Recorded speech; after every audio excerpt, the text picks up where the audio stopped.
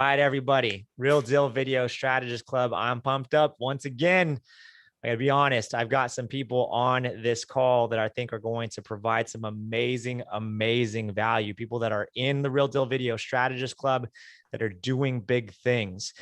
So before I get into it, before I introduce them, I do want to kind of lay out the format of this Powerhouse Roundtable. That way you guys understand what's going on. We are going to be able to answer questions for you. But what's going to happen is we're going to go through each of these folks, and I am going to ask them a very specific question. And the reason that I picked the 4 people that are here today and then the rest throughout the other 2 Powerhouse Roundtables is because I have a very specific question for each of them. And the question that I have and the answer that they're going to be able to provide is the type of answer to a lot of the common questions that I see in the club. And these people are already living those situations and might be able to provide some experience and knowledge and value behind that. So I'm going to ask my question. Then we're going to open it up to the panel and we can kind of have a discussion throughout the panel, and we'll continue to ask that person questions. And that's when you guys have the chance to send in your questions via Facebook if you're watching in the paid group or if you're watching in the free group. Also, if you happen to be watching on YouTube, Mark is going to be moderating our questions. So if you have a question for the person that we have kind of on stage, we'll call it, send your question in and we can go ahead and try to get those answered. And with that said, I do want to go around the horn here and let everybody introduce themselves. So guys, go ahead and let me start with Denise and Chuck. I'll have you guys introduce yourselves. Tell us a little bit about who you are, where you're from, and what you shoot. We are Chuck and Denise Nelms. We are in the Houston area, it's in the suburbs. And we started out as a drone services business, and it kind of just evolved over time into full-fledged video production. So we do a lot of real estate work. We do yacht. We work with yacht brokers doing yacht videos for their listings, and then we do business strategies as well for all kinds of businesses. Good stuff. Awesome. Denise, Chuck, thank you for being here, guys. I appreciate it. Thank you. All right, let's go over to one of our very, very first members from our pilot program, one of the first 30 people to be in the club, Oscar Rosales. What's going on, Oscar? How are you doing, brother? Not much, man. I'm happy to be here on this call. Again, my name's Oscar. My fiance's name is Anna, and we work together in our business. We're photographers, videographers, and last year we actually opened up our very first rentable photography studio here in the Dallas area. That kind of blew up, and we ended up opening 3 more, and it kind of took over our lives, and in a very good way. That's part of the reason why I actually wasn't able to dive too far into the course, although I have always planned on going back and learning all the strategies and soaking up all the information. That's a little bit about what we've been on doing the whole studios right now. Good stuff. So my question, and I'm going to come to you back in a little bit, Oscar, is about those studios and kind of the last maybe 12 to 16 months of your life, you and Anna, because it's very interesting. So I want to ask you that question here in a little bit, but I appreciate you being here, man. For sure. All right, Allyn Alston, the Marine. What's going on, brother? What's going on, awesome people? How y'all doing? Good, man. Yeah. So a little bit about myself. My wife and I run Your Vision Graphics and Design, changing the name soon, but it's still gonna have Your Vision at the beginning. And the passion really began with finding out what problems businesses had and finding out a way to solve them. So the great thing about this is in this course, you learn that same thing, but you learn how to properly communicate that with people in the course.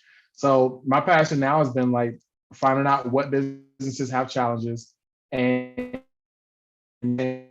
hey, here's what we can create that fixes that problem. But my big thing now is providing value initially, and that opens the door from like a consultation to a video package, and then to either me implementing it or find somebody who can get it done for them. So it's gotten from being at the groundwork of everything to, hey, this person can handle it. So it's been pretty nice. Good stuff. Good stuff. I got a good question for you, man. I got a good question for you. I'm gonna bring you here in a second. And then last but not least, of our powerhouse is Nick Savino, Pennsylvania in the house. What's going on, Nick? Hey, David, thanks for having me. I'm happy to be here. This is awesome. Thanks for putting it together. Of course. Great. Yeah. So my name's Nick Savino. For anyone that doesn't know, I live in the Philadelphia area of Pennsylvania. It's actually really cool because after hearing everyone else on the panel, I haven't like met them personally, but it's like you all have this dynamic duo with your significant other, which is super awesome.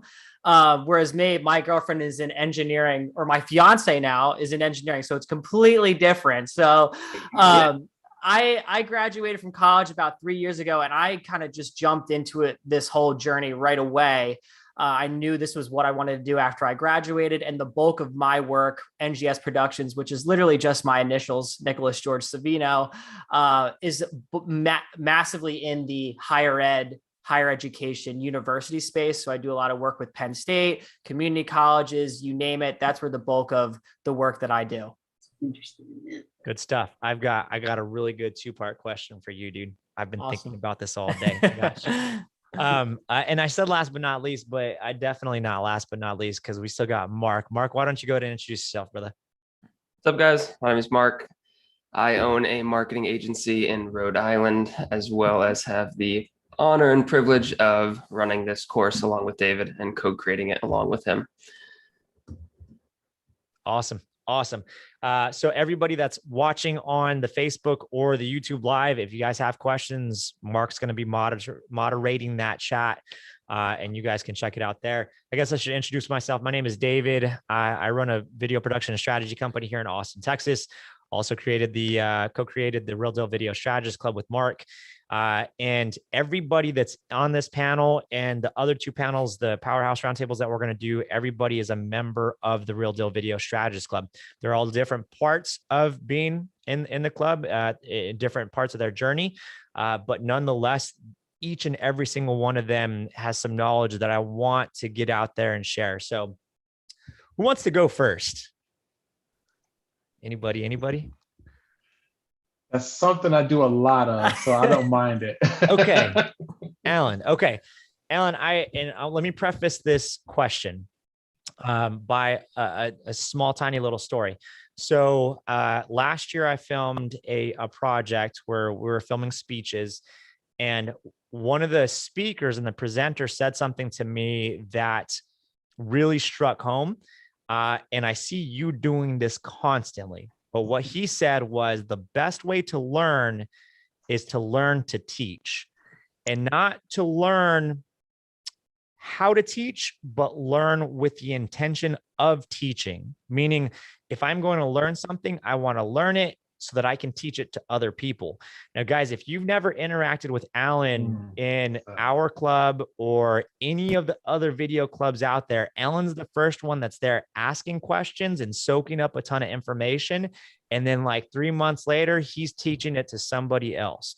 And I think that's incredibly powerful. So here's my question, Allyn. When it comes to your development as a business owner, as an entrepreneur, as a videographer, as a storyteller, how do you find it powerful to be able to learn and then teach what you know to other people? What benefit does that have to you? So it's a double benefit, because you're reciprocating it. So you're basically teaching it to yourself again. So you're rejogging that same information. And it's great because I feel like you lock it into your memory so much more the more you hear it, and the more you apply it to the next person and you see that it works. Like, because you hear it the first time, you're like, okay, cool, that sounded pretty good. But then you see another scenario where it's like, wow, that's perfect here. And you give them that information. They're like, oh, snap, that makes perfect sense. And the craziest thing is when you give it to them and they apply it and it works for them. So something that I learned, I'm still taking it to another level of seriousness. And then somebody else takes it and they run with it and they get results. That's the proof in the pudding, to actually see people get the reward out of it too. So definitely they get reward out of it. What does it do for your business to know that you're more prepared because you learned it to the point where you could teach it and now you're the expert at it? So here's what's crazy. It makes it a lot easier to create solutions for people, because they oftentimes, 9 times out of 10, they have problems. And so when you know this information, it's really easy to, navigate how to create a solution for them. So I'll say, for example, one of the phrases I say really often in consultations, it's not about can it work, it's about how do we make it work. Because most times what we're trying to provide for somebody or what somebody's trying to accomplish, it's been done before. We just need to find out how has it been done before and apply it here. So, it's really great because I'm a constant learner. I'm consistently digging in, finding out something new, And what's crazy, it'll be in so many industries, but the intent is I want to be able to have a fluid conversation with somebody. And, and as soon as they say, hey, here's a problem I'm having, I know how to come in it from there. And it's less of the, let me do some homework and find out. I can have a whole conversation and get them to the solution, and say, okay, instead of, hey, I want to do this social media stuff, that's cool. Then I ask them, have you been doing this? Have you been doing this already? Has this been in your plan now? And I'll say, okay, you don't have this issue, you have this issue. And this is what I'm seeing based on that stuff. So being able to teach that stuff to people is great, because it's really easy to navigate the conversation with them and help them even learn what some of the issues are, if that makes sense. Some people don't even know what the problem is until you help them say it themselves. That makes all the sense in the world. All the sense in the world. Guys, here's what I'm going to say. Interact with Allyn. He will ask questions, he'll learn from you, and he will also teach you some crazy stuff. And there's times where I see his posts and he'll put like some super detailed answer to something that I had no idea about. He's really good about it. But when it comes to learning, when it comes to growing, learn with the intent of teaching somebody else. Because if you go and say, if I have to present this to 20 people in 3 days, you're going to dig in and you're going to really put together and you're really going to understand that piece of information. And then you're better off, because then you can teach it one, and then you help somebody else, but also then you become a really big expert on that. So that's the question that I had for you, Allyn. Tell us a little bit about what kind of stuff you film, and then we'll open it up to some questions from the panel. But I think it'd be helpful if they knew what you did, so that way they can ask some questions about it. So I generally start with either well-established entrepreneurs or pioneer entrepreneurs. But my strength in communication is with entrepreneurs that are at the head of the businesses that they're operating, because a lot of them oftentimes they put the business at the forefront of everything, and they have a difficult time being the business. In a sense, they'll do all the legwork and they'll do the mandatory labor and stuff for it, but they have a difficult time being comfortable in front of the camera, sharing the information that they have that's second nature to them, but they don't know how to put on that hat, that sit down and record content hat. So, finding out what the issues are they have and saying, hey, don't treat saying on camera as a landmine, just make a note and go to the next step. Or softballing questions so that they can be at their most comfortable level makes it great for them. So they can open this whole other lane of being seen in front of their company, taken basically by the shoulders and going out there and presenting it. Because we also know a lot of times with businesses, a lot of people like to see a friendly face. And that's a difficult task for a lot of businesses to accomplish, because they don't want to become the video person to do it. And oftentimes they'll just hire somebody with the camera, and that person's not solution oriented, they're job oriented. So they're not really putting something together that can work for you long term. They're not really hashing out how this works over a long period of time. They're not really learning how to distribute that content in the right mediums, creating the right content for the different platforms it's going to go on to. And oftentimes they're not making it with purpose. So being able to say, hey, here's that you're bumping into, let's find a way to get you out there, and then let's make other solutions that helps this ease the load for you, is something I really enjoy doing. Awesome. Good stuff. Okay. If you're watching I live, think I answered it. I hope. I think you did. Okay. If you're watching on the live Facebook, go ahead and start putting your questions in that you have for Allyn. I know you guys have seen him everywhere because he's always everywhere. So send questions for Allyn if you have anything that you want to learn from him. And let's open it up to the panel. I've got a few more questions, but I want to see if anybody else on the panel has questions about what you do, Allyn, and for corporate stuff. I got one for you, Allyn. Well, Yeah. after hearing you talk, like I think I have seen your responses in the group, which is amazing. I think like you have such a great ability to explain the value of video and strategy and things like that, especially to the client. So with that being said, when you're working with your clients and people you do business with, what do you think is one of the biggest things that kind of makes the light bulb go off for your client when you're talking to him about video and about strategy and about solving problems rather than just say creating a video? So that's an easy one for me. I get rid of limiting beliefs. That's the first thing that I do is I tackle that, because I don't care how great a product I have or how great a service I have. If you don't believe you can reach it, it's impossible for me to pitch it to you. So I have to show them, instead of you spending 6 hours on the phone answering the same questions, you can put FAQ videos out. Instead of you doing this emails that are really basic, you can do a video that says, thank you for purchasing from me, and a follow-up video saying, I just want to thank you again. If you like, give me a review, put it on this, put it on Yelp, put it on Google, or take a picture with this hashtag so people can see what you're doing. I'm showing them how they can get their time back. So that shows them, hey, I could take that limit off of what you're originally facing. If they have a difficulty explaining how their business works, let's take a limit off of that. Let's put it on your website so even while you're on vacation, people can learn about your company the best way possible, not through a chat or through a thread, through you professionally presenting it. And showing people like, hey, this stuff is easier.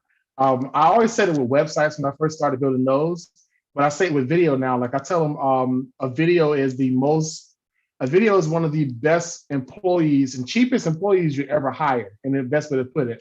But you have to know what you want them to do. So if I'm getting this content, all of these things should be working for me. So I'm like, hey, what do you want to get to? But also at the very beginning, they have to know that they can reach this kind of stuff. And it's our duty to expand that potential to their mind so that they're like, oh man, I never thought of doing that. Because that's why they're hiring us as a professional instead of just a guy with the camera. Perfect. That's awesome. Yeah, it's almost like when you're selling this video, when you're selling the strategy, you're selling a full-time employee that works for you around the clock 24/7. So yeah, that's awesome. Yeah. And the best part about it is every time they see it, it refers back to them. It's, it's them being at the head of the company or them being the person that's recognized. So when they walk into a meeting, they can have a conversation with somebody and they feel like they just picked up from the last step because you have a brand message video out. You got promo stuff that got to the site. You have drip marketing inside your emails where you're kind of like automating relationships with people to when you show up and you shake hands with them, they feel like they're at home. So that opens a lot of doors for people in the long game too. Good stuff. Good stuff. Mark, are we seeing any questions from the audience of Facebook? Yep, we've got a couple questions. So I think this first one's really good. So this is from Jessica Paxton in our paid group. She says, Allyn, I'm totally that person who does not want to be on camera. As I approach the portion of the boot camp that requires me to make my own BMV, I'm full of anxiety. What advice would you give me if I was your client? Ooh, that's a good one. That's a good one. I got some advice. Go for it. Ask Allyn to do a little interview and he'll help you through it. He's really good. Anyways, okay, my bad. Go ahead, Allyn. It's funny.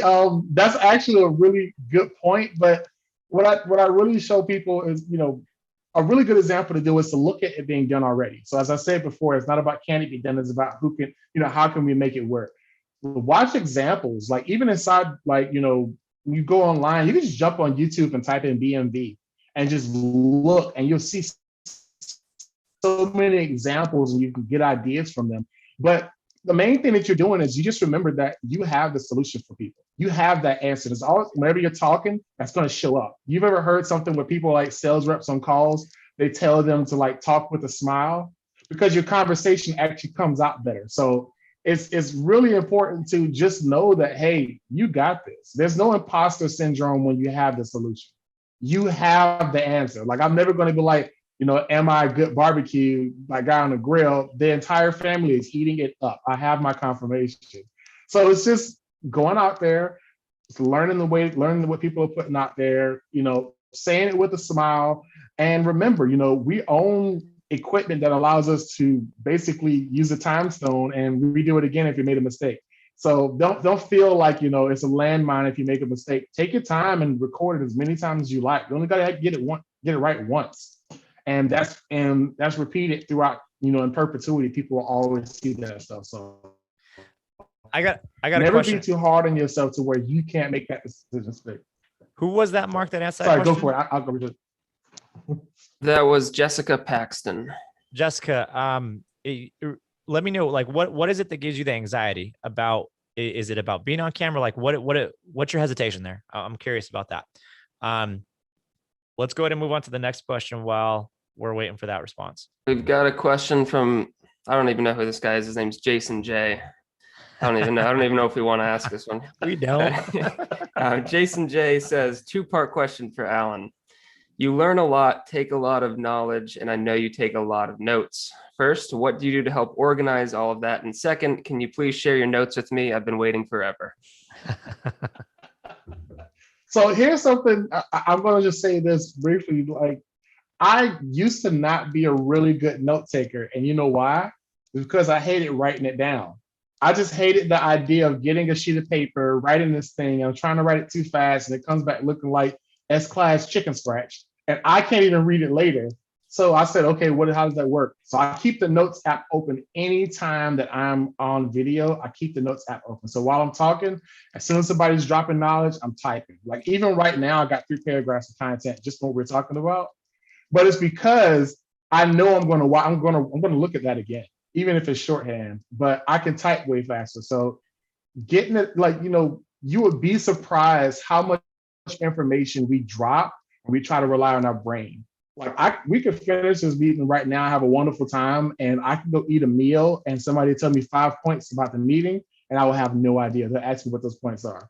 But if I have these notes, it's just like in video, it's in perpetuity and I can pull it, I can search for it, I can provide it for somebody else. So, and the crazy, notes apps are usually free. So I mean, it's like having a free like butler. So you just give him the information, he's gonna spit it out whenever you need it. So good stuff.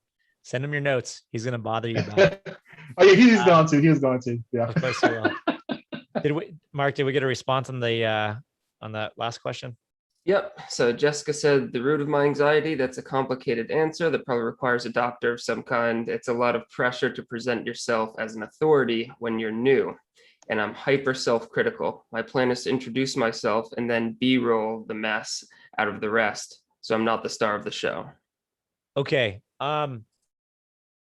I've got an answer, but the purpose of this is to hear from our panel. So Allyn or any other panel members have some advice about kind of having that imposter syndrome, being new, putting yourself out there. Denise, let's hear it. You may not feel like you're an expert, but you're more of an expert than your client. They're not a videographer. They don't know anything about video strategies. So in their eyes, you are the expert. So just own it and, just act as if you are the expert because in their eyes, you already are.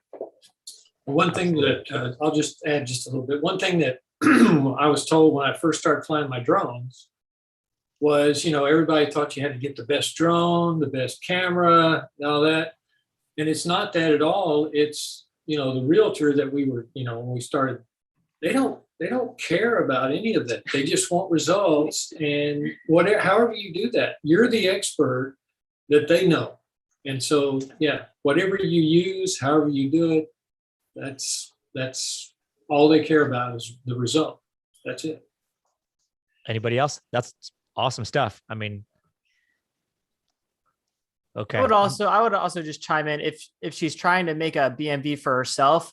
One thing I've heard from other people say is that they actually have somebody else interview them for their own video. So like, don't feel like you have to set up a camera and act like you're talking to somebody that isn't there. If you have your mom, somebody that you're comfortable with, you feel comfortable around them and you're making your own brand message video, utilize them, ask them to walk you through those questions and talk about it and just have those natural responses that make you feel more comfortable on camera. That's why I said, ask Allyn to help you out. He probably set up a Zoom call and an interview. Yeah, Seriously. If you want that, shoot me a message on Facebook. I've done it plenty of times. Seriously. And that's what I'm talking about. Like, he learns with the intent of teaching, and he's good at doing these things. I guess the last thing that I would say about that is you're brand new at this. You're feeling like, man, do I have the authority to say these things? Yes, you do. And here's why. Okay. You need to have trust and confidence that what we are teaching specifically here in this club has already been done, right? This is not stuff that we're asking you to go and recreate your own will. It's already been done. It's already proven. There's people on this call who have already done what you are trying to do. So you already have the resources behind you and the knowledge of like exactly what we teach. If you implement it correctly, it's going to produce the results that your clients want. And like Chuck said, at the end of the day, what they want is results. They want the bottom line impact to their business. Just know that Allyn and Nick and Denise and Oscar have done these things. They do work. You just got to trust the process and know that people before you already did it. And then you're just the next step in line. And then you'll be teaching that to somebody else next year. Okay. Is what I would say on that. Okay, cool. So I want to move on to the next person. And I will say, I probably should have said this to you guys at the end of this call. I'm going to ask you guys what your biggest victory, your biggest win for this year was, and your biggest like hurdle that you had to like, or what you failed at. I want to know what you guys learned, what you're taking away from this year. So Allyn, I'm gonna come back to that in a little bit, but I want to know at the end of this call what that is. All right. Okay, let's go to Oscar. Now Oscar has been a part of our program in our club for 19 months at least. He was one of the very, very first, him and Anna. And I actually talked to Oscar about this club before I even launched it when I met him in Dallas for barbecue. Speaking of which, we need to go get some more barbecue because that sounds delicious. But one of the things that I feel is incredibly important as an entrepreneur is having resilience. Being able to deal with things when things go sideways. It's so easy to get into a pattern where everything's going right. And once something goes wrong and we stumble, it's hard to get back going. So Oscar, the question that I want to ask you is, first, if you could tell me about you and Anna's business, kind of what you guys started with your studio and what's happened over the last 8 or 9 months, the time frame that you know what I'm talking about, and the resilience that you guys needed. And like, I want to know what got you guys through this last 8 or 9 months. Man, might get a little emotional. So this last 6 to 7 month span of our lives has truly been one of the most difficult and gut-wrenching periods that we've had in our entire relationship. Anna and I have been together for 5.5 years. I recently proposed. So there's been a lot of upsides to this year. But during the pandemic, we actually had this crazy leap of faith moment where we said, you know what, let's create a studio not only for ourselves to create in and to create video strategies and, finally get in there and start helping businesses create the videos that we were so excited to start creating, but also open it up to other creators to get in there and kind of do their thing during the whole COVID chaos, right? And we decided to jump into this journey in the middle of the lockdowns, and we had no money coming in anymore because we were kind of relying on our little period of no longer doing wedding films to focus on doing video strategies with the course. And the segue into finally committing and doing the video strategies was getting into a studio where we could do all of that, where we could have our stuff set up, where we could invite clients and do all that in. So anyway, we went ahead and opened up our very first studio in 2020, May of 2020, and we called it the Light Loft. That ended up being a crazy immediate success for us, and other photographers, other videographers just poured into that studio. to the point where we actually had to pick up another unit right next door within the building to live in. And then our neighbor right next door to where we were living ended up moving out, and we opened up our second studio, the Dark Loft. I mean, it would just snowballed into even more success. And we opened up our third studio a few months after that, called the Red Loft. And we ended up being the #2 studio rental business in the Dallas area, second to a company that has actually been in business for 6 years and now has 7 studios all around Texas. So things were awesome. You know, at the end of it, we actually ended up having about 1,700 hours of studio rental reservations. And we made about $200,000 in reservations alone. Like, that's not counting our shoots for our clients and things like that on the side. This is just people who wanted to use our spaces to create in for themselves. So everything was just absolutely cloud nine. Up until 7 months ago, when a competitor that So 7 months ago, everything was great. A competitor decided that we were creating too much competition. And sorry, guys. You're good, brother. You're good.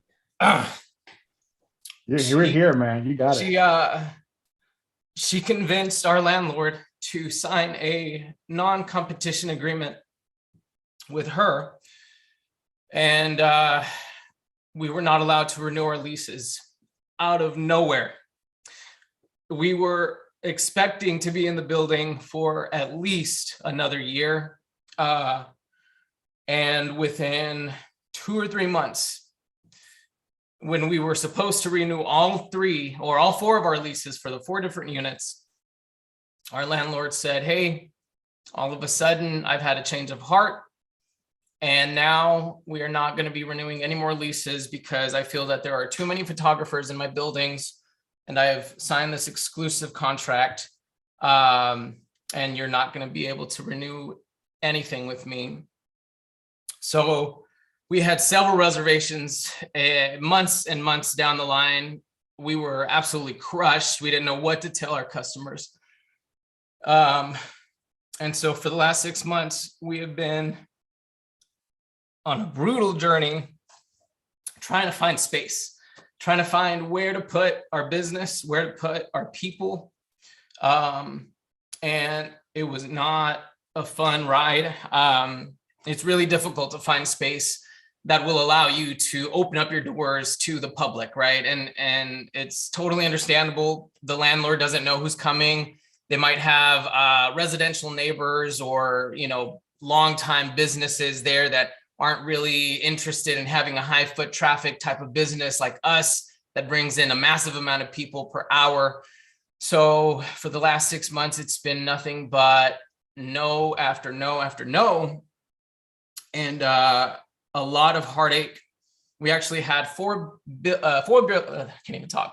buildings that we were at the finish line with, and under extraordinary circumstances, they slipped right through our hands. One of the most recent ones that slipped through our hands got refinanced. The whole building got refinanced, and their new bank said, we're not messing with this business in particular. And we had already signed the lease, but because the building owner hadn't, they dissolved the entire agreement that had been in the works for about 4 months. And another one that we were really interested in, we actually got into a bidding war with some like crazy wealthy crypto investor, and he won us out of this gorgeous building because he paid a full year's worth of rent because he wanted the building so bad. And then it turns out that he just changed his mind out of nowhere, and he already moved back to LA. So the building's vacant again. So just crazy situations within this journey of the 6 months that we've been trying to find a new studio.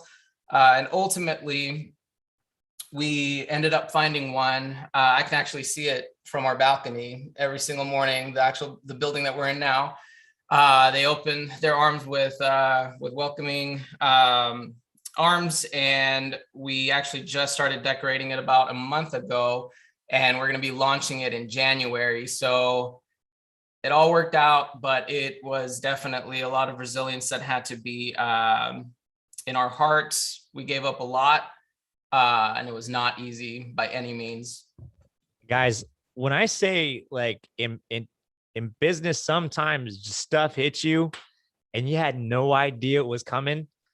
Like Oscar and Anna had built this extremely successful business, and then out from nowhere, just like legs got taken out from them.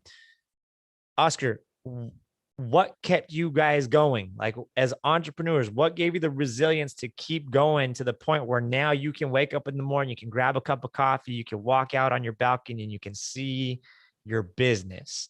Like what kept y'all going?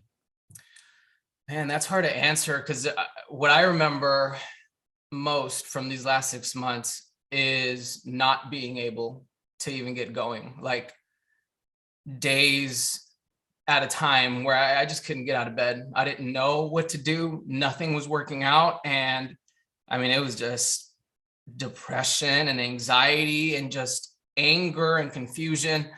That's what I remember. But after a couple of days of just kind of like not being able to move, something else would pop up, and just the slightest bit of hope from a new building or from like a new real estate person calling me back and saying, hey, this, new place just popped up and I think that you might really like it. We gave up dozens of times over the last couple of months, but just the slightest bit of hope is what kept us going. Just knowing that something could work out. And honestly, I couldn't have done it without Anna pushing us and saying, look, let's give it a shot. Let's go on one more tour, like, why not? Why not give ourselves a chance? Why not give our business a chance? So, I don't know how to define what kept us going other than just hope and believing that something would work out. And ultimately it finally did. Sometimes you just got to put one foot in front of the other. That's one foot in front of the other. That's Something's it. going to fall. Something's going to work out. That's right. right. But the fact that you guys, and I made a video on this like a long time ago. I talk about confidence, and there's two types of confidence that I believe. The first type of confidence is when everything goes right and you're just confident because everything's going right. But that's very fragile confidence, because as soon as something goes wrong, you're like, oh crap, what do I do? And it's very easy not to be able to get yourself up. The second type of confidence is when you've hit rock bottom, you're hurting, but you still figure it out. You're able to get back to where you were at before, and then going forward, you're saying to yourself, you know what? I can take the risks. I'm going to continue to go forward, because no matter what happens, I already know that if I hit rock bottom, I can still get back up. And the fact that you guys got rock bottom and you guys are on the upswing and you're going to rebuild this business, dude, I think your confidence going forward is going to be out the roof. Absolutely. Yeah. And we're coming out with a new kind of confidence. I 100% agree with, the fragile confidence of things working out and everything's just kind of like cloud nining and nothing can stop you until something does. Now the confidence that's under our wings is knowing that you can prevail and you can make it out of a shitty situation like what we went through. And the only thing that we want going forward is to help other people avoid what we went through, encouraging our creative community to embrace competition in a way that is healthy and productive. You can watch someone else doing really great, and instead of being spiteful of it, let that be something that encourages you to get on your grind and do your thing, right? Get in your own lane and focus on doing you. Be happy for someone else doing good, because a rising tide lifts all boats. If someone else is doing great, you can also do great with them. So that's our new trajectory there, man. It's helping others, helping our community be more united. And that's our confidence now, is just everyone can grow and learn and not have to go through the crap that we went through. Love it. Love it. Mark, are we getting questions for anybody from for Oscar? I haven't seen any questions yet, but a lot of people, just saying way to push through. And, I think it's really speaking to a lot of people, because I think it's, to some extent, everyone's been through something where they want to give up. I mean, man, you and Anna went through the ringer. So I think this is a huge example for people. And I love it, dude. I see on your Instagram, you guys always pushing community over competition. I think it's awesome that you're taking something crappy that was done to you and you're flipping it around to help other people. I mean, it doesn't get better than that. So that's awesome, man. Thank you. 100%. If you guys are watching on the Facebook Live, you have questions for Oscar, send them in. Their business is awesome. Are you guys going to do the same kind of thing that you were doing before? Yeah, but we're going to scale it back a lot. So we were really trying to get into a 100% commercial building that is surrounded by other businesses. The previous building that we had to leave was a mixed use. So we had residential neighbors, and that's the kind of gray area that we were trying to avoid, just because, trying to make a living next to someone who is living in their space, it can get a little difficult. So we ended up in this new building, but it's also live work. So we're scaling it back. We're doing some things just to make it a little bit more low key. Like, we're not allowing kids because they can be a little loud. And we're reducing the amount of people that can show up to photo shoots to 6, whereas before we were doing like 15. So big groups would come in.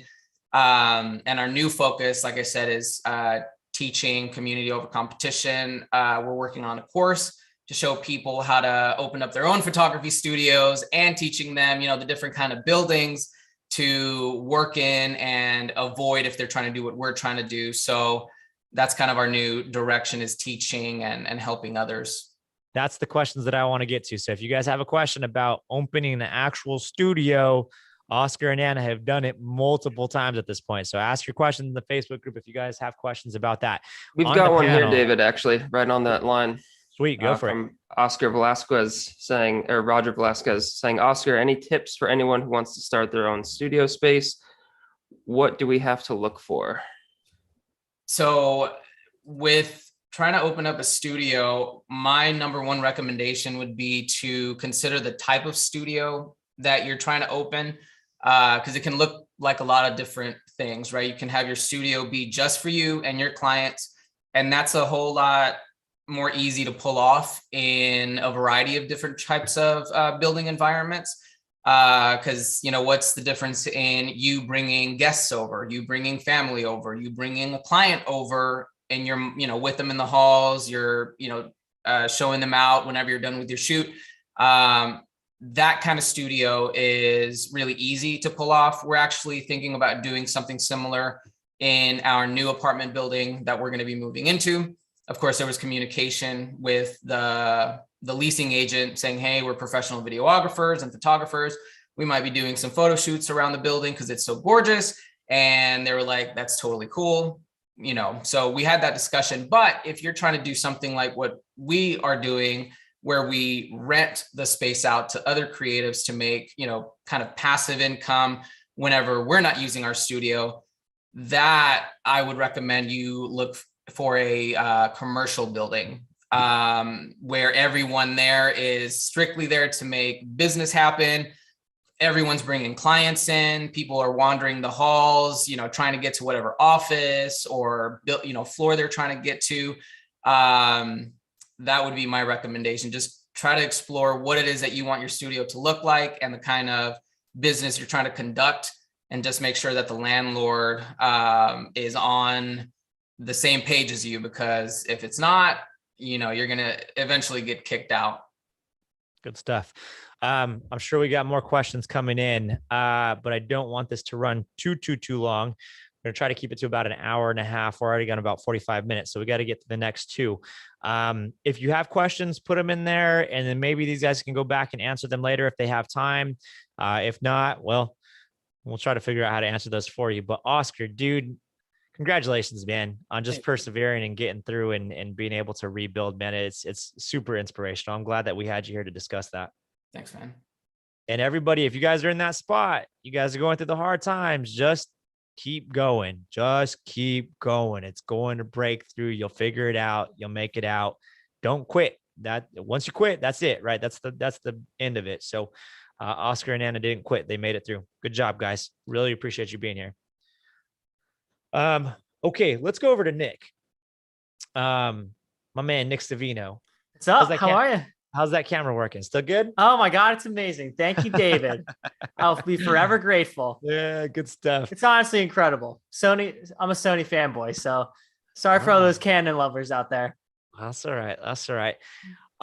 Nick, I got a question for you about building a team, because your productions are kind of on that next level, right? Thank They're you. on a level that I haven't really even gone to from a production standpoint. Obviously, you're going out and closing these deals with universities and private schools and stuff. Talk to me about your process and being able to bring on people that you can work with to actually create these things that you say you can create.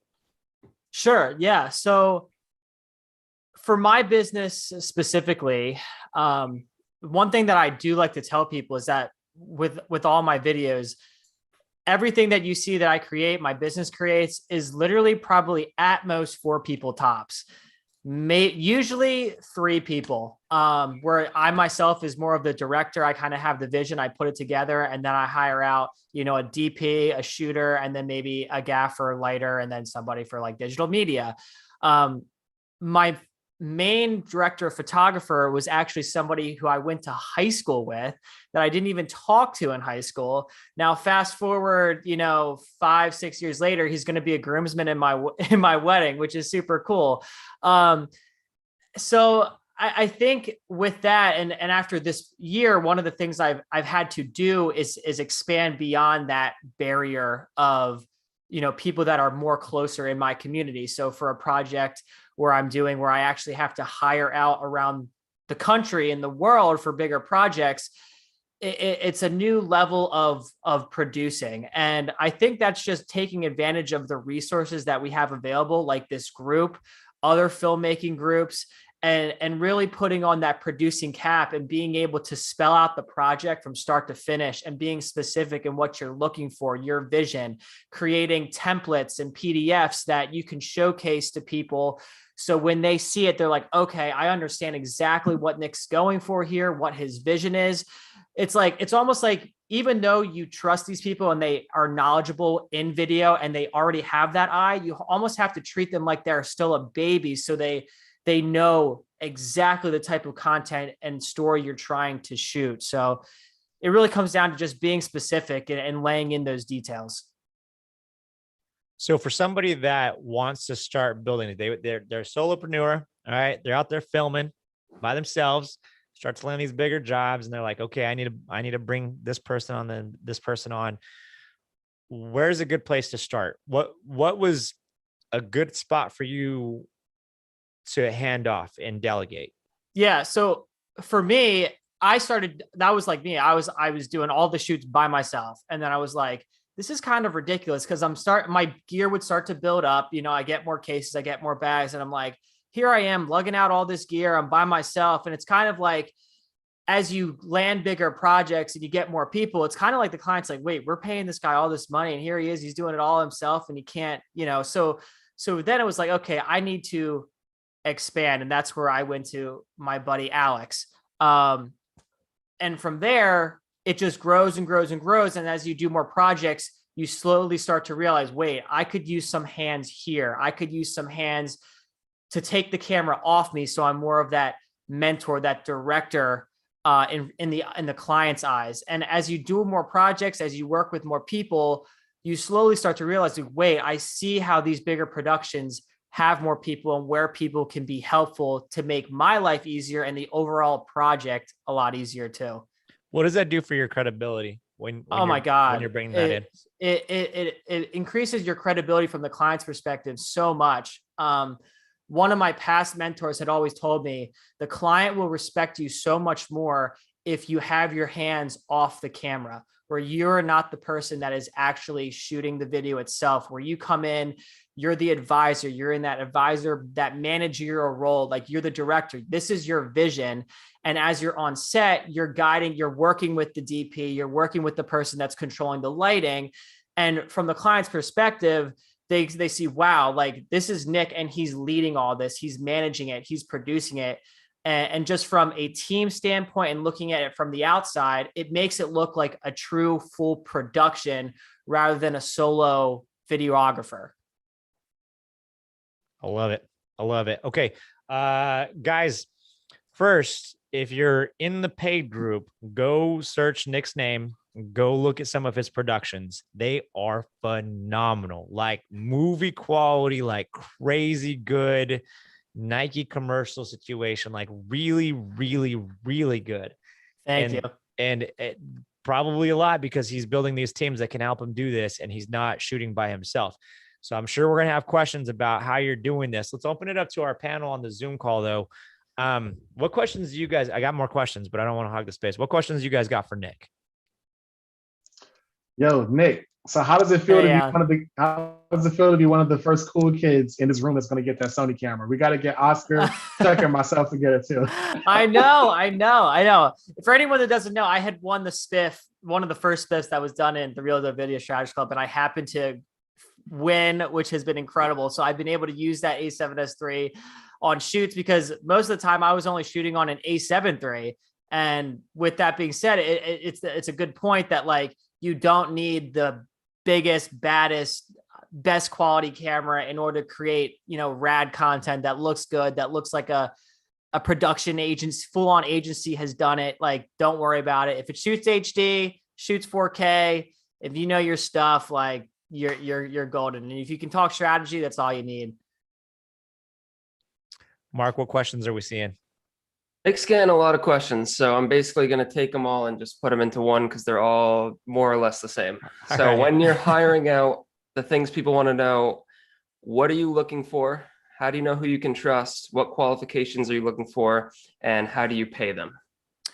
Yeah, so I actually had to do this. Actually, I'm currently working on a project right now. It's the biggest project I've ever done. And part of it is we have to interview several people across the entire country, like people in Florida, San Francisco, New York City. There's a guy in London that I have to interview and film. And obviously I can't be there for all of them. So I don't know if anyone has seen my post. I actually posted in the Real Deal Video Strategist Club. I've also posted in Full-Time Filmmaker. And I give a whole breakdown of the project, the scope of work, what we're looking for, give an overview of the entire project. Like if it's more corporate based, we're doing interview styles, we're capturing some B-roll in the workplace, things like that. And I have them, if anyone's willing to work with me or is interested, have them email me with a specific subject so I know it's for this specific project, so it stays organized. And I tell them to email similar work, their website, things like that. So once that happens and everyone emails me in their subject line, I go through all of them, and when I look at it, and I guess when I'm judging them on the criteria that I'm looking for work specifically to the project that I'm doing. So even though somebody might be a really great wedding videographer, if I don't choose them, it's not because I don't think their work is bad. It's like the work that I'm looking for is work that is similar to the project at hand. So I might not want to hire someone that's a professional shooting product videos, that as opposed to somebody that does a lot of corporate work or a lot of interview work where you're booming mics, you have to hide the mic on that person that's being interviewed. It's things like that. And that's what I'm looking for, is work that is that's going to be most similar to the project that I'll be shooting with my team in the locations that I'm available at. So it's just finding those similarities.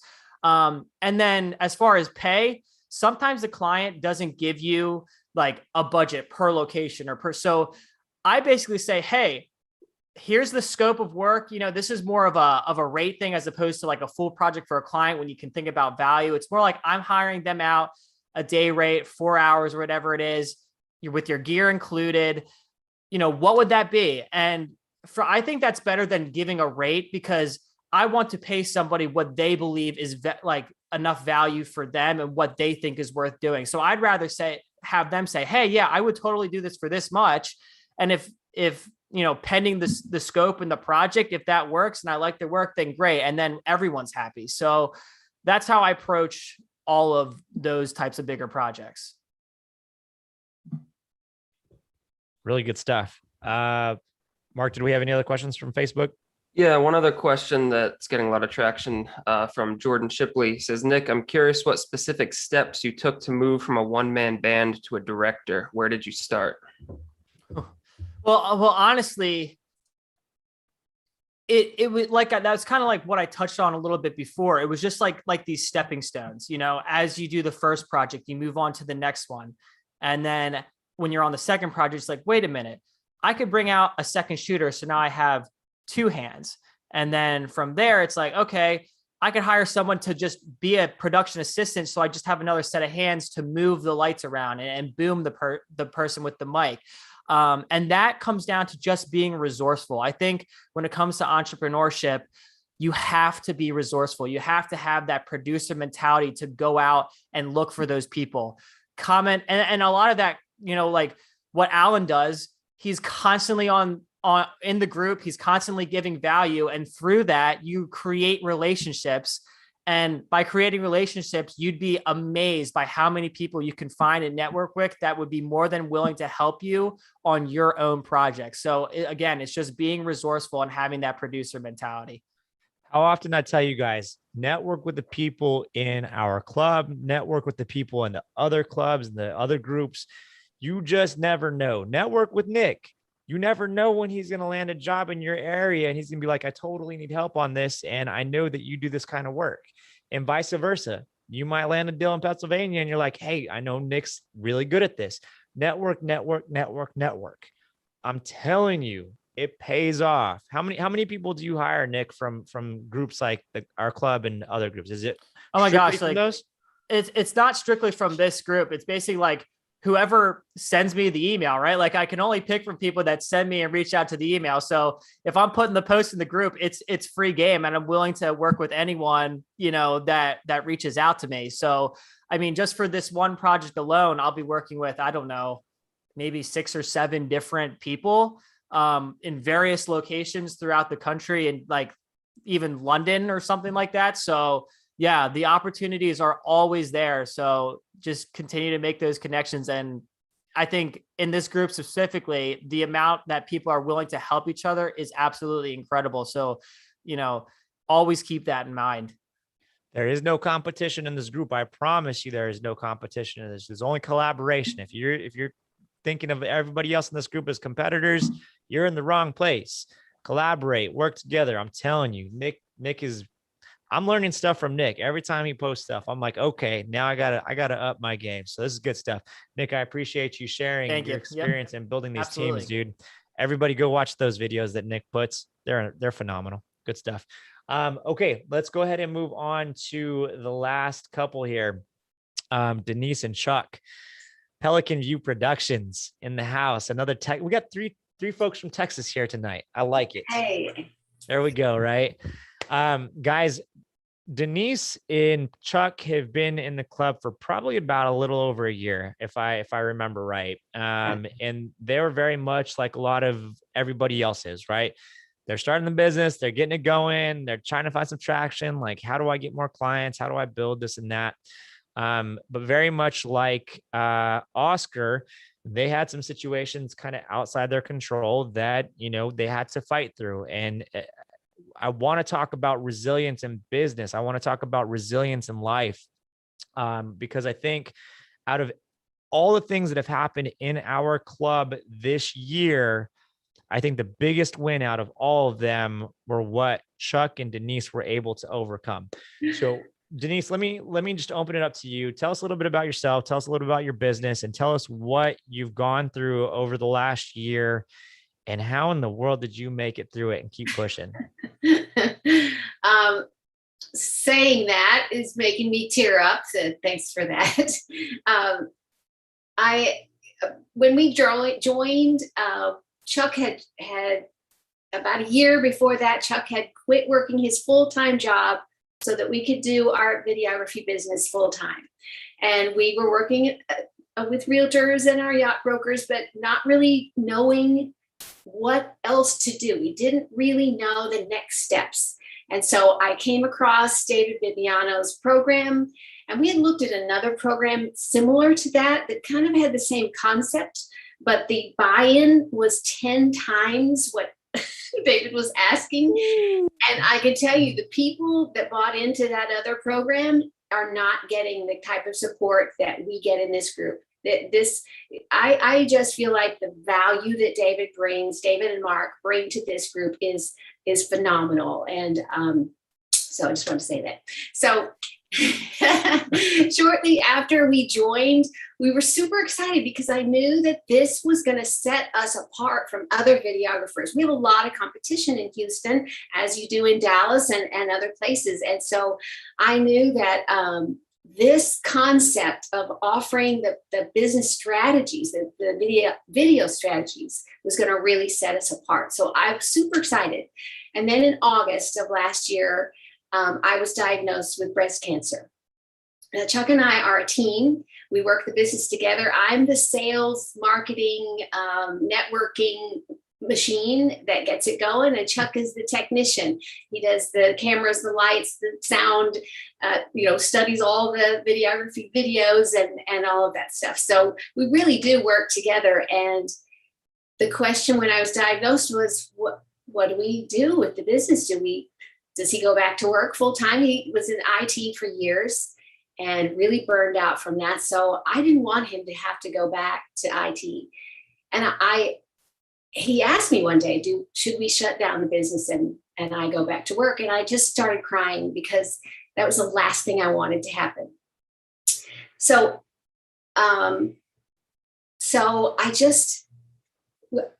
we're Christians, and the Bible says, in all things, give thanks, which means gratitude always in every situation. And so I think that's what helped us through that, is just even in the face of taking chemo and radiation and surgery and everything that I went through this past year, just constantly giving thanks, not for the hardship, but asking God to teach us what he would want us to learn during this time.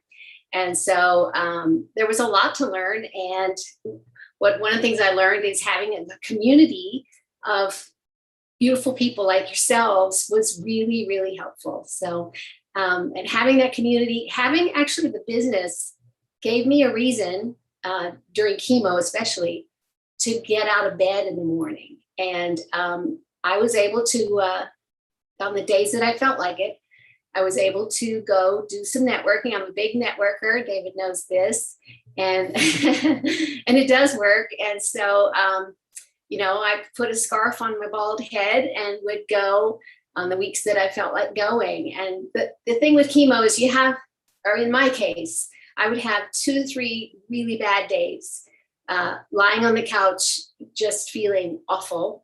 And then I'd have 4 pretty good days. So I had 4 days of the week that I could work and continue talking to people and making presentations. And so that's what we did. That's for as long as the chemo sessions were going on. Yeah, I mean, just to add to that, when she was had her bad days, it's a mindset. For me, I just knew that I had to get up in the morning and whatever it took so that she could get better. And so, I mean, there was a few weeks in there where I was, from 6 to 10:30 at night, I was working, but that was just part of it. You never complained about any of that. You just keep it going, and that's what we wanted to do. And in doing that, the COVID year, we actually grew while she was going through that. So we actually grew, and then we had momentum going into 2021, and we actually grew some more. And so instead of retreating, we just, like David said, we just kept taking a step forward every day. We didn't know whether we could get it all done in a day, but we just kept working. And when she felt better, you know, she would go out and do what she could. But I told her, I said, look, I'll take care of it if you can't go. And so I didn't want her to feel like she had to. And we just, every day we just worked through it. I mean, you know, we just worked through it. I mean, it's our business, it's our life, you know. So that's how we got through it. Now, Chuck and Denise have decided to retire, right? That's still the plan. Because we're old. We're old. And they have grown their business enough to the point where you guys are selling your business now, correct? Yes. That's right. We have 2 offers on the table and just need to make a decision on which one we're going to take, which one is the best fit for us. And that was the goal, you know, build a business to the point where we could sell it and retire. And honestly, because of the growth that we had through the method that we use that David has taught us, David and Mark have taught us, that helped grow the business to the point where it's worth something now. It has some value. We've proven that value. For the past 3 years, we've grown probably 50% year over year. So that's a very good trajectory. And whoever takes our business, whoever buys it, as long as they stay on that same path and that trajectory, they could do very well. So it makes it more attractive. Having this plan in place makes the business more attractive to somebody. I love it. Talk about guts. Let's talk about guts. Just digging in. Like, listen, that's scary. Like getting that news. I know what that news is like. I know when that news comes to your family, and so many of us do. We've all, you know, been through that, right? And to step up and say, well, you know, do I go back to work? You know, that's the safety net. You know, do I go and do, like, what can we do to keep moving? And the fact that you guys leaned into it and had good days and bad days and still grew your business, the biggest win all year and the whole club, guys. Awesome. Guys, Denise was out filming projects with me. I called them up. Hey, I got this project in Houston. You guys down? Yeah, we're there. Chuck's flying the drone. Denise is the audio. She's got the earmuffs on. We're doing our thing, and she's out there. She's got her scarf on, which looked really good. Your hair looks great by the way today also. But just an incredibly tough situation. If you guys are sitting at home thinking, is it possible? Is it possible? Can I quit my job? Can I support my family? Can I do whatever? Lean into it. Don't give yourself a way back. If there's a way back, you'll always go back. Get rid of that. Go forward. There's only one direction. Go forward and you'll make it. You will make it. Chuck and Denise did, guys. I'm so super happy for you guys. Retirement. Here we go. Let's open it up to some questions. So let's go to the panel first. If you're watching on Facebook, you guys got questions about the type of business that Chuck and Denise were doing. They were doing drone work. They were doing stuff on yachts, which sounds awesome. A lot of real estate stuff. If you have questions about selling a business, send them onto the live stream. We'll get them answered. Let's open it up to the panel. What are you guys thinking? This is juice, just so you know. I'm drinking juice, but I put it in a fancy wine glass because I'm bougie like that. So. Okay, this is juice too. We got questions from the panel? Yes. First off, congrats again. I've been clapping quietly because I've been muted, but congrats again to y'all. Thanks, so, Allyn. Thanks. A question I wanted to ask you guys, like, what does it look like when you were preparing your business in a way to get eyeballs on it when you're shifting into retirement and selling it? What were some key things that you were like, hey, we got to have these things in place? We're an LLC. So as an LLC, you have to every year or every quarter, depending on how you're set up, you're supposed to have these, what do they call them? Management meetings, corporate meetings, end of year meetings. And it's like, you've got to take notes, and our attorney does this for us. And so the buyers wanted to see those annual meetings. And they want to see our, what's it called, R&D? Profit and loss. Profit and loss, yes, P&L Sure. year over Show year. the numbers, yeah. And tax returns. And so for us, the paperwork was the biggest kind of, oh my gosh, we got to get this put together. But then we put together a list of our client list. Here's the people that we work with on a regular basis that you can continue to work with as long as you do a good job. And here are the contracts, thank you, David, that we have now in place that you will inherit moving forward. Again, if you keep using our method. Yeah, that was one thing we talked about was, we have the method in place now. We have the strategy in place to do it. And all they need to do is take that and then they can scale it up as big as they want. But that strategy is there to go out and get those jobs. And it worked for us. Yeah, and so we can explain to them, yes, it works because we've we're seen proof it, of that. proof of it, Proof of yeah. that. And that's what made it easy for us to keep moving forward, is that we had this plan that other people have implemented. It works for them. So if it works for them, there's no reason it won't work for us. And that's what, you don't have to reinvent the wheel. Do what they tell you to do. We kept it simple. We just did what David, the plan told us to do.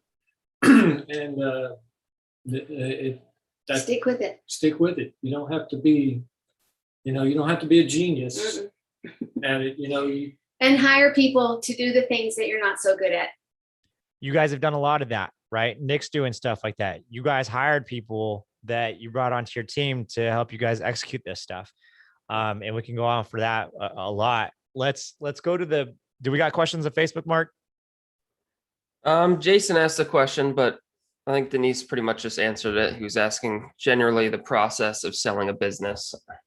And then Gio was asking Denise, when you were going to the networking events, were they B&I events, and what days of the week were they happening? There's two groups that I was pretty much involved with. One was Tuesday, one was Friday mornings at 8 o'clock in the morning.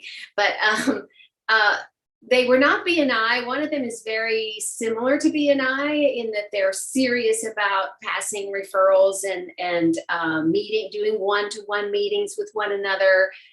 The other group, not so serious about passing referrals, but we've done a lot of work with people within the group. So, and just having those connections, it's just having that network of people who know what you do and can refer you if they speak to somebody else and that person says, I want to do a video for my website. But honestly, those people, because they knew what we were going through, a lot of them were extra loyal to us during that time, knowing that I was continuing to work and we were continuing to push forward. They respected that. And I think that gained us a lot of respect in the community. Awesome. They're big networkers. Like, I'm a big networker. I believe in it. They're doing the same thing. It's not rocket science, guys. And we train on this. We'll continue to train on it. So if you're watching in the free group or you're watching on YouTube, you're wondering like what we do in our club, we train on this kind of stuff. So when Denise is talking about letting your network know who you are and what you do so they can send you the proper referrals and you're not wasting your time on, bad referrals, she's really good at that. And I'm sure they got several clients from it. All around. Awesome stuff. Any other questions that we saw, Mark, that we're going to miss before I move on?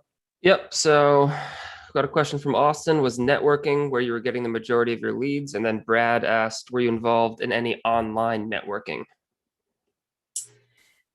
I did join one online networking group, but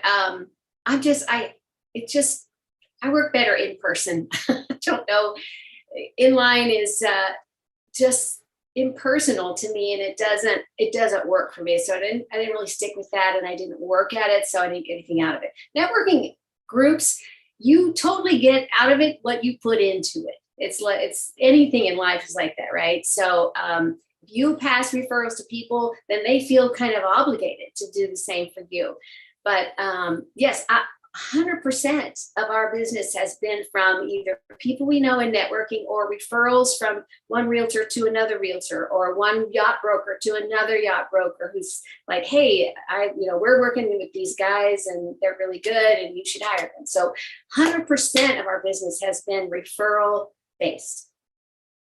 There was somebody that asked a question in the Facebook group earlier today about how are you guys getting consistent clients outside of networking? And like in my head, I'm thinking that's it. Like just go network, just go meet people. Like you got to put in the legwork and it takes a little bit of time, but then it starts to pay off. But you got to go out and meet a lot of people. Denise is out there meeting a lot of people.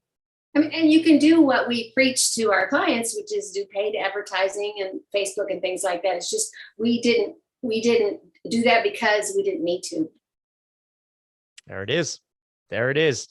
Okay, awesome. Let's stop there, guys. If you guys don't mind, if you have time, when you have time, if you're able to go back to the live streams, if anybody has asked questions, maybe you guys can type them an answer and let them know. That would be awesome. So if you're watching online and you have a question, put it in there. And if these guys have time, maybe they'll come back and help you out with that. Let me go ahead and set up the next Powerhouse Roundtable, and then I'm going to go through one more time and ask you guys what your biggest takeaways were from this year. Now, guys, next, what is it? On the 20th, December 20th at 5 p.m. Eastern, we are doing another one of these Powerhouse Roundtables. It's probably going to be a little bit longer, but we've got some people that I think all of you guys will recognize. Landon, by the way, who joined our club. What was it, like the day after I got married or the day before I got married, Mark? The night before. Okay, the night before. Landon, that's why I didn't get send you a welcome message because I was too busy. Landon, by the way, is going to be on the roundtable. I've got a very specific question for him. Austin Paul, who a lot of you guys know, who is a phenomenal product video specialist. He's got his own course. He's going to be on the call. Brad Preston, who has the record as of right now for the biggest deal in the club. I believe it was $120,000. He will be on. We're going to talk to him about his big deal. Scott Rippey, who most of you guys know because he's always around. He's closed some amazing deals. I want to ask him about his long-term clients that he's already had on retainer for quite some time, and we'll get some information about that. Martha Garzone and Chantel are going to be on as well. These ladies set goals and they make stuff happen, and I want to talk to them about their process. And then Joel Keith will also be on with us. Joel is a master of collaborating with people in general. A lot of you guys have collaborated with him in our group. So this will be December 20th, 5 p.m. Eastern. Bring your questions. It's going to be awesome. But we've set the bar pretty high tonight with some of the information and knowledge that we have gone through tonight. So let me go around the horn here, guys, and ask you guys what your biggest takeaway. What was your biggest win this year? What's your biggest takeaway? What are you taking into next year? Let's break it down, and we'll just go in order that we went through earlier. So Allyn, I'm going to start with you, brother. Dope. So I'm laughing at Gio because you said shocker, Allyn Sony died. Of course. It was the monitor. So my biggest takeaway really has been realizing that I'm a people person, and it's okay to be, if the ground level is what you're great at, excel at that, meet people. One of the things that you said when I joined the group that stuck with me ever since this day was, it's not what you know, it's who knows you. And if people know you, they're much more inclined to say, oh, that's the person to communicate with. And so I've been given value, just like we were saying before, in groups like on Facebook, on social media is a really big thing I do. And because of that, I think it was the week before, I think I made like $1,100 in consultations alone. And from that, some of the clients said, hey, I would like for you to build out a video strategy for me. What do you charge to build out the strategy? And I gave a price tag for it. And then I have a client that's in California, and I have a client that's in Las Vegas right now. I'm building a strategy out for them. I'm getting the person that can do the strategy for them, and I just get a finder's fee for it. And so I put together the strategy, I put together the price tag, the client sees it, the client buys it, I get a benefit for it, and I'm almost completely hands off. I'm just doing Zoom calls. So that came from people knowing me instead of, just saying what I know. And that comes to say, like, that's another method of networking, giving value to people. You never know what opportunities come from that. You never know who's watching, but it's a guarantee nobody's watching if you don't put that value out there for people. So that's something that's been my favorite takeaway. The biggest hurdle I've come over is another thing that I got from you, David. Of course, I'm learning. I'm teaching to learn. I'm learning to teach, vice versa. We did a presentation in the group. And it was with the DPC, Direct Primary Care, and he schooled me. If you guys don't have the course, that part alone, like the nuggets I got from that was gold. But he schooled me because he took my presentation and retaught the presentation. I was sitting here like astounded because it was so great in how he did it. And I asked him, I think it was that video, I said, how many presentations have you done?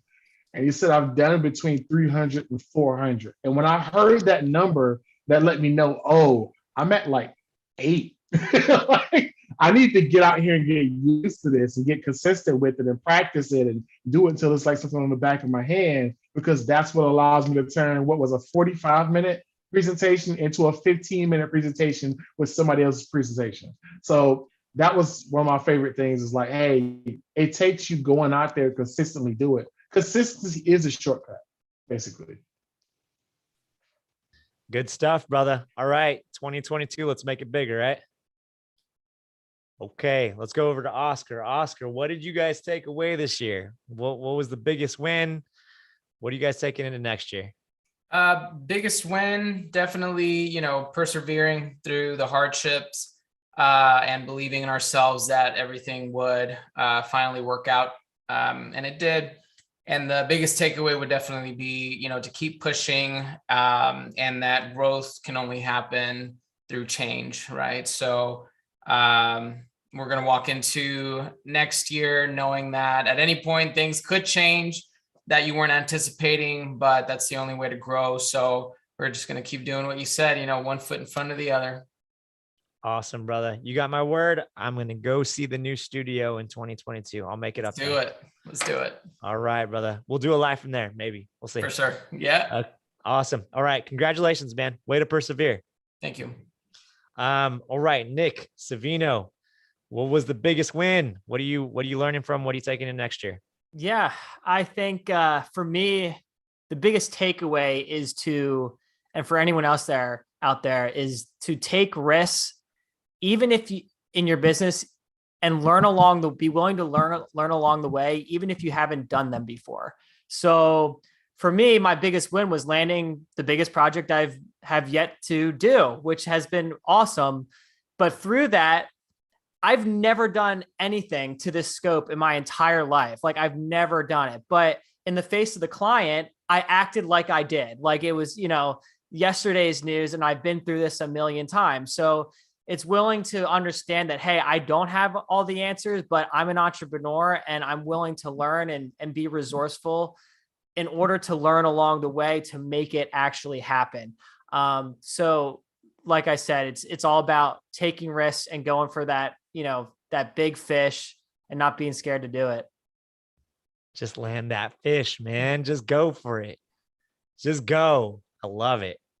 Nick, awesome having you here, man. You've already done like 2 or 3 live streams with us. The information and knowledge and just value that you bring to the table in our club is appreciated, brother. Thank you. I appreciate you, David. Thank you.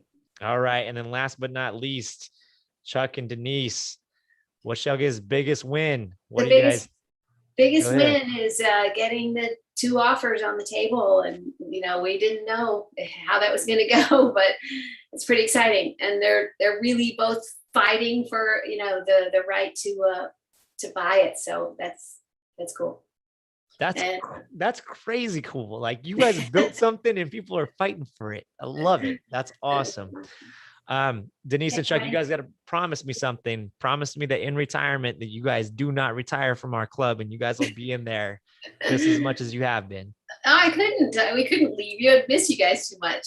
Yeah. That's what I'm talking about. I have one takeaway. I'm relatively new to video production, and the one thing I learned was you know, I always wanted to try to make everything perfect. And, you know, I'm sending off the video to the client and I'm thinking, man, it's just not there, you know? And then you get an email from a client that says, we love this with 20 exclamation points. And you're like, okay, all right. He's a perfectionist. So all when he watches the video, all he sees is that one shot that he failed to get. That's all he can see in the entire video. So I'm like, just send it to the client, see what they say. Yeah. So yeah, I learned, that's one thing I learned is if the client loves it, that's it. That's what matters. You know, that's what matters. Awesome. Good stuff, guys. Good stuff all the way around. For those of you guys who are watching the Facebook, if you're not part of our club and you want more information, reach out to us. Everybody here on this panel, on this Powerhouse Roundtable, they are at different stages of their business. Some of them are landing super humongous deals. Some of them started off and built from scratch, and they're making things happen. But they're all part of our community. And they just dropped a lot of knowledge. So I hope that you guys took notes. I hope that it brought you value. I hope these conversations help. And we're going to continue to do, we got 2 more next week on the 20th. So stay tuned for that. And if you want information about our club, send me a PM. I'll get you my information, myself or Mark, and we'll get you taken care of. With that said, guys, thank you so much, each and every one of you, for sharing tonight and being part of the roundtable. I'm humbled just by knowing you guys. You guys are awesome. David, real quick before we jump off, this has gotten a lot of traction, and Jason wanted us to make an announcement if we could. He wants to host a Zoom, basically about talking about organization, following up with clients, keeping track of people's CRMs, etc. If anyone's interested in that, comment on his post in the group or shoot him a message. I think that would be really valuable to a lot of people.